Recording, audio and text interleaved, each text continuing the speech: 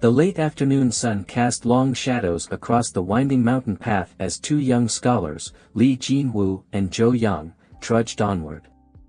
Their destination was the capital, Gyeongseong, where the prestigious imperial examinations awaited. Jin-woo, the son of a minor official, was handsome and possessed a sharp mind, brimming with literary talent. Yet, his life had been sheltered, his experiences limited to the confines of books and scholarly pursuits. He carried a youthful arrogance, a subtle pride in his abilities, which often blinded him to the nuances of the world beyond the written word. Young, a year older and a friend since their academy days, was the more composed of the two. He was a steady presence, his calm demeanor a counterpoint to Jinwoo's occasional impulsiveness. He had seen more of life, tasted its bitterness, and his advice, often offered quietly, was grounded in a wisdom that Jinwoo was yet to fully appreciate. The rugged terrain of Joseon in the 18th century was unforgiving. The two had become separated from their guide earlier that day. A mishap that left them disoriented and increasingly anxious as dusk began to settle. The air, thick with the scent of pine and damp earth, grew colder, hinting at the unforgiving chill of a mountain night. "We should have stayed closer to the main road," Jin-woo, Young remarked, his voice carrying a hint of reproach. "We'll find our way," Jin-woo replied. A touch too confidently, attempting to mask his own growing unease. "We're not far from Gyeongseong, I'm sure of it." But as the last rays of sunlight faded, replaced by the deepening gloom of twilight, even Jinwoo's optimism began to waver. It was then, as if conjured by their desperation, that they spotted a faint light flickering in the distance. Hope surged within them, and they hurried towards it, their weariness momentarily forgotten. The light led them to a small, humble dwelling nestled at the foot of a towering mountain. It was a simple house, yet meticulously maintained, the walls whitewashed and the thatched roof neatly trimmed. Smoke curled from the chimney, carrying the comforting aroma of burning wood and a hint of something savory. Jin-woo stepped forward and knocked on the wooden door, the sound echoing in the quiet evening. A moment later, the door creaked open, revealing an elderly couple, their faces etched with the lines of time and hard work, but their eyes still holding a spark of kindness. They were Park No-bubu, old couple. "Greetings," Jin-woo said, bowing respectfully. "We are scholars on our way to the capital, but we have lost our way. We seek shelter for the night, if you would be so kind." The old man, his back slightly stooped, studied them for a moment before a warm smile spread across his face. "Of course, young scholars. Come in, come in. You must be weary and hungry." The couple welcomed them inside, the interior of the house surprisingly cozy and inviting. A fire crackled merrily in the hearth, casting a warm glow on the simple furnishings. The old woman, her movements slow but deliberate, began to prepare a simple meal. "We are deeply grateful for your hospitality," Yang said, bowing deeply. "It is nothing," the old woman replied, her voice soft and gentle. "We are happy to help those in need." As they ate, the old man explained that they had to attend to some urgent matters in a neighboring village and would be away for the night. "Our daughter-in-law, Seolhwa, is here," he said. "She will take care of you. She is a widow, her husband, a hunter, passed away some time ago. She is a good, virtuous woman." Jinwoo's heart skipped a beat.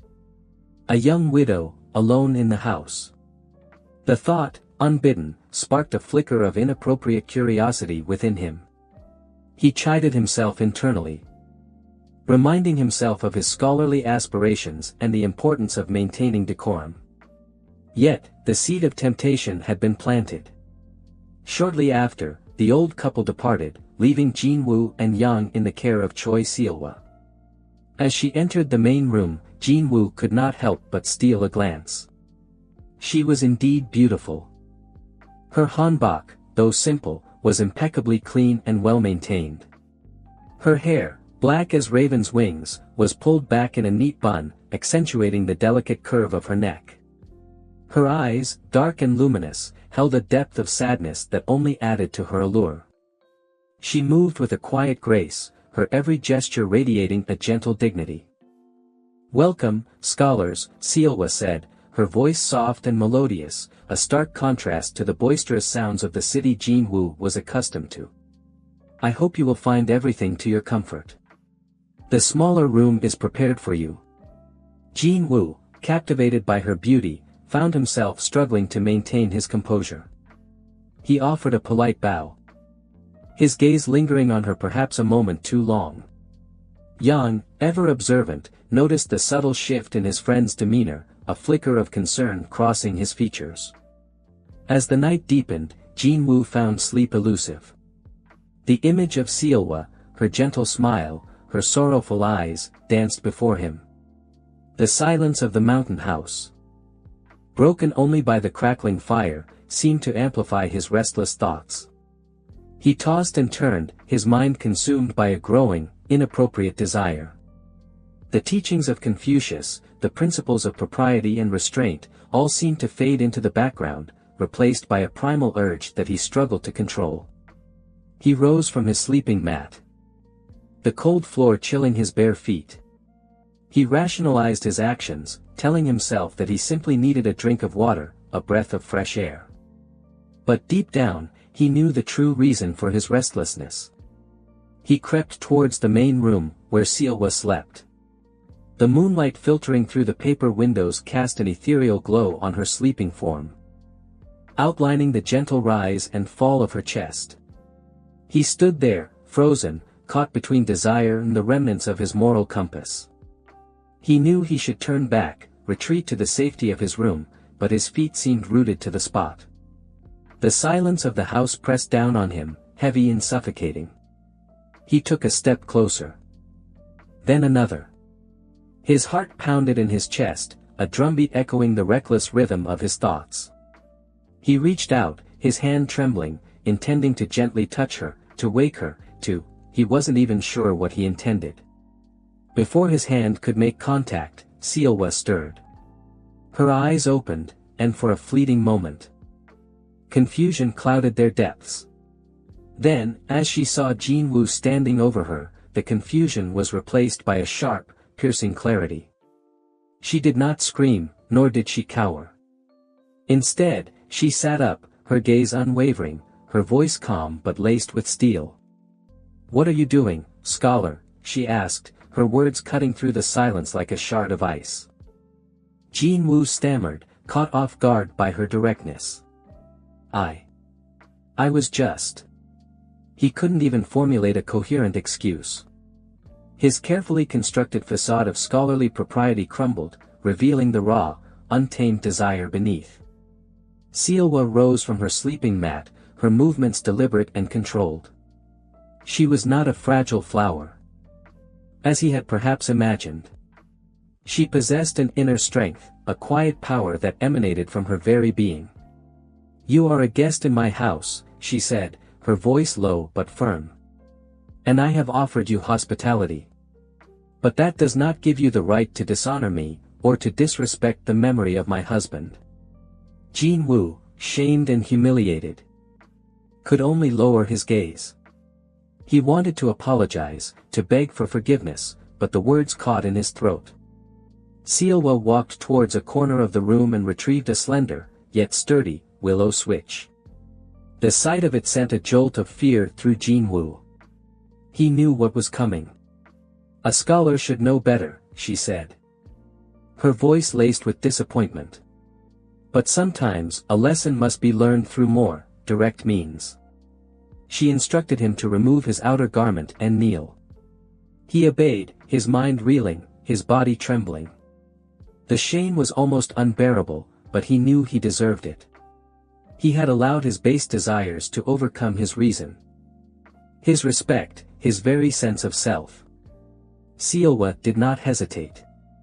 The switch whistled through the air, striking his exposed skin with a sharp, stinging pain. Each lash was a reminder of his transgression, a physical manifestation of the guilt that consumed him. But it was not just the pain that affected him. It was the look in Seolhwa's eyes, a mixture of disappointment, sadness, and a profound sense of dignity. It was that look, more than the physical pain, that truly broke him. She delivered a precise number of lashes, her movements measured and controlled. With each strike, she spoke, not in anger, but in a tone of instruction, reminding him of the principles he had forgotten, the respect he had failed to show, the honor he had betrayed. She spoke of the importance of self-control, of the sanctity of marriage, even in death, of the respect due to women, and of the consequences of succumbing to base desires. Her words, delivered with quiet force, penetrated his defenses, reaching the core of his being. This was no mere punishment. It was a profound lesson, delivered with a mixture of severity and compassion that he would never forget. The sting was a constant and present burn, yet it did not compare to the inner shame. When it was over, Jin-woo remained kneeling, his head bowed, tears streaming down his face. He was not crying from the pain, but from the overwhelming shame and remorse that consumed him. Seolhwa, her task completed, placed the switch back in its place. She did not offer him comfort, nor did she express any further anger. She simply returned to her sleeping mat, leaving him to grapple with the weight of his actions. The next morning, the elderly couple returned. Jin-woo, his body sore and his spirit bruised, expected to be met with anger and condemnation. He was prepared to face their wrath, to accept whatever punishment they deemed fit. But to his surprise, they greeted him with the same warmth and kindness as before. Seolhwa, however, told them everything. Her voice remained calm, she did not over-dramatize the events, she simply related what happened. She spoke with precision. Jin-woo kept his eyes downcast, burning with a deep mortification. He awaited the shouting, or perhaps another beating. He fully expected to be thrown out. Park No-bubu listened intently, and then, to Jin-woo's utter astonishment, they turned their anger not on him, but on Seolhwa. "How dare you strike a guest?" the old man exclaimed, his voice trembling with indignation. "He may have erred, but it was your place to gently guide him, not to take the law into your own hands." The old woman chimed in, her voice equally harsh. "You have shamed us, Seolhwa. We entrusted you with the care of our guests, and you have repaid our trust with violence." Jin-woo, stunned by this unexpected turn of events, tried to intervene. No, he stammered. "It was my fault. I deserved the punishment. Seolhwa was right to." But the old couple would not listen. They continued to scold Seolhwa, their words sharp and cutting. They insisted that she apologize to Jin-woo, for the disrespect she had shown him. Seolhwa, her face pale but her composure unbroken, bowed her head. "I apologize if I have offended you, scholar," she said, her voice devoid of emotion. "But I stand by my actions. I did what I believed was right." The old couple, however, were not satisfied. They continued to berate her, insisting that she had acted inappropriately. That she had failed to show proper respect to a guest, regardless of his transgressions. It was a strange and unsettling scene, witnessing the virtuous Seolhwa being chastised for defending her honor, while the guilty Jin-woo stood by, helpless and ashamed. He understood then. They were showing him the error of his ways in a more profound fashion than even Seolhwa's switch. They were showing him the depth of true honor. The elderly couple's display, though seemingly unjust, was a calculated act, a further lesson for Jin-woo. They understood the deeper implications of the situation. They knew that Seolhwa had acted with courage and integrity, and that Jin-woo, despite his scholarly background, had behaved shamefully. By publicly scolding Seolhwa, they were forcing Jin-woo to confront the full weight of his guilt and to recognize the true meaning of honor and respect. They were subtly highlighting the hypocrisy of a society that often valued outward appearances over genuine virtue. Deeply humbled and profoundly affected by the events of the night and the morning's surprising turn, Jin-woo, along with Yang, finally departed. Yang, who had slept soundly through the night, was bewildered by the strained atmosphere and Jin-woo's subdued demeanor. Jin-woo, however, was reluctant to share the full details of his transgression, only hinting at a misunderstanding that had been resolved. They continued their journey. The landscape gradually shifting from rugged mountains to rolling hills as they approached Jiangxiang. Jinwoo remained unusually quiet, lost in thought. The physical pain from the switch had faded, but the emotional impact lingered, a constant reminder of his near fall from grace. He replayed the events in his mind, analyzing his actions, dissecting his motivations. He realized that his arrogance and his sense of entitlement had blinded him, leading him to the brink of a terrible mistake. Seolhwa's courage and the elderly couple's unconventional wisdom had served as a harsh but necessary corrective. After several days of travel, they reached a bustling market town near a port. Seeking lodging for the night, they were directed to the house of Im Jong-suk, a wealthy merchant known for his hospitality. The house was a stark contrast to the humble dwelling of Seolhwa. It was large and opulent, filled with expensive furnishings and decorations, a testament to Jong-suk's success in trade. They were greeted by a servant, who informed them that Jong-suk was away on business but that his wife, Kim Hae-won, would receive them. Jinwoo, still shaken by his previous experience, felt a twinge of apprehension. He resolved to be on his guard, to avoid any situation that might compromise his integrity. When Hae-won appeared, Jinwoo was immediately struck by her beauty. She was younger than Seolhwa, her hanbok made of rich silks and adorned with elaborate embroidery. Her hair was styled in the latest fashion, and her face was carefully made up, enhancing her already striking features. But there was something in her eyes, a calculating glint, a hint of boldness, that made Jinwoo uneasy. Hae-won greeted them with a flirtatious smile, her voice dripping with honeyed words. She made no secret of her admiration for Jinwoo, complimenting his appearance, his intelligence, and his scholarly pursuits. She offered them the finest food and wine, and she insisted on entertaining them with music and stories. "My husband is often away," she said, her eyes lingering on Jinwoo. "It gets lonely here. I so enjoy the company of educated men." Jinwoo, acutely aware of the danger, responded politely but distantly. He kept his gaze averted, avoiding any direct eye contact.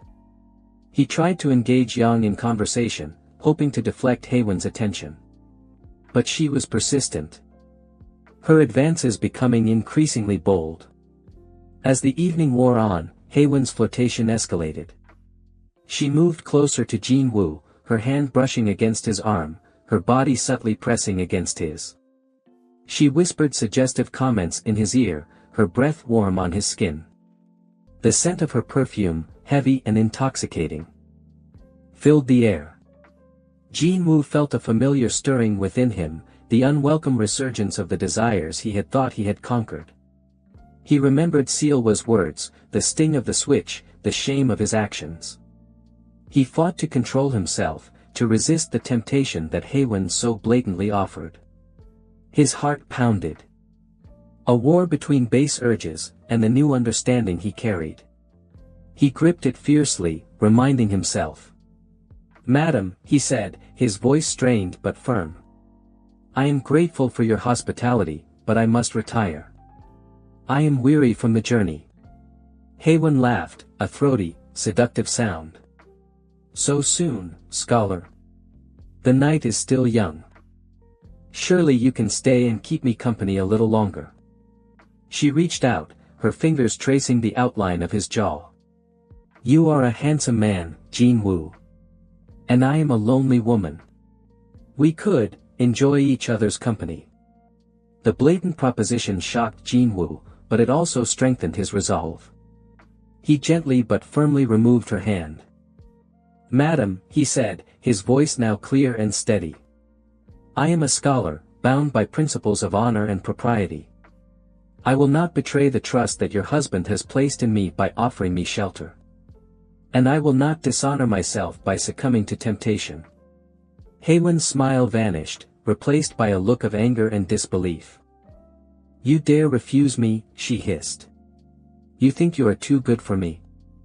You are nothing but a poor scholar, and I am a wealthy merchant's wife. You should be grateful for my attention. My worth is not determined by my wealth or your status, madam, Jin-woo replied calmly. It is determined by my actions and my adherence to my principles.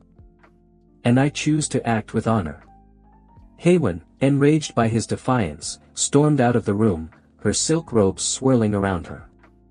You will regret this, scholar, she spat. You will regret the day you spurned Kim Haewon. Jin-woo, shaken but relieved, retreated to the guest room he shared with Yang. He did not sleep well. His mind racing, his body still tingling with a mixture of arousal and disgust. He had resisted temptation, but the encounter had left him deeply unsettled. He wondered if he was truly as strong as he thought he was, or if he was still vulnerable to the weaknesses of the flesh. He thought of Seolhwa, of her quiet strength. Her unwavering integrity. He realized that true virtue was not simply a matter of avoiding temptation, it was about actively choosing the right path, even when it was difficult, even when it meant facing scorn and ridicule. The next morning, Jin-woo and Yang prepared to leave. They were eager to put the unsettling events of the previous night behind them. As they were about to depart, they were met by Im Jong-suk, Haewon's husband, who had returned unexpectedly during the night. Jong-suk, a large, imposing man with a stern face, looked at them with suspicion. He seemed agitated, his eyes darting around nervously. You are the scholars who stayed here last night, he asked. His voice gruff. Yes, Jin-woo replied, his heart pounding with apprehension. He had a terrible premonition, a sense of impending doom. Jong-suk's gaze fixed on Jin-woo. My wife, she is unwell, he stammered. She told me things. Jin-woo felt a cold dread creep over him. He knew what was coming. Haewon, in her fury, had undoubtedly fabricated a story, accusing him of some transgression. He braced himself for the accusations, for the inevitable confrontation. But what happened next was far more horrific than anything Jin-woo could have imagined. Jong-suk suddenly let out a roar of anguish and rushed towards the main house. Jin-woo and Yang, bewildered and alarmed, followed him. They found Haewon lying dead in the main room, her body covered in blood. Beside her lay the body of another man, also dead. The scene was gruesome, the air thick with the metallic scent of blood. Jong-suk collapsed beside his wife's body, his face contorted with grief and rage. I found them, he cried. I found them together. She betrayed me. She defiled our home. He looked at Jin-woo, his eyes filled with a mixture of madness and despair. You saw her last night, he said, his voice trembling.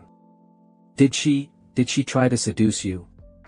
Jin-woo, stunned by the horrific scene, could only nod slowly. He recounted the events of the previous night. How Haewon had tried to tempt him, how he had resisted her advances. Jong-suk listened intently, his body shaking with sobs. She was a wicked woman, he muttered. She deserved to die. But he was my friend. I trusted him. He then confessed to Jin-woo that he had long suspected his wife's infidelity. He had pretended to leave on a business trip, but had instead hidden nearby, watching the house. When he saw Haewon bring another man into their home, he had snapped, overcome by jealousy and rage. He had burst into the room and killed them both. He fully expected to find Jin-woo there, also. The rage still boiled, yet the relief was palpable. Jin-woo realized that his adherence to his principles, his decision to resist Haewon's advances, had not only saved his honor but also his life.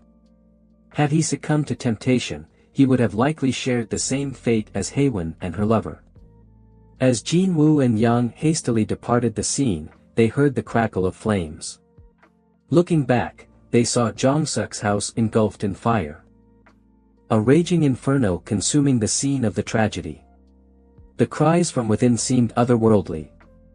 Jong-suk had set the house ablaze, choosing to end his own life amidst the ruins of his shattered world.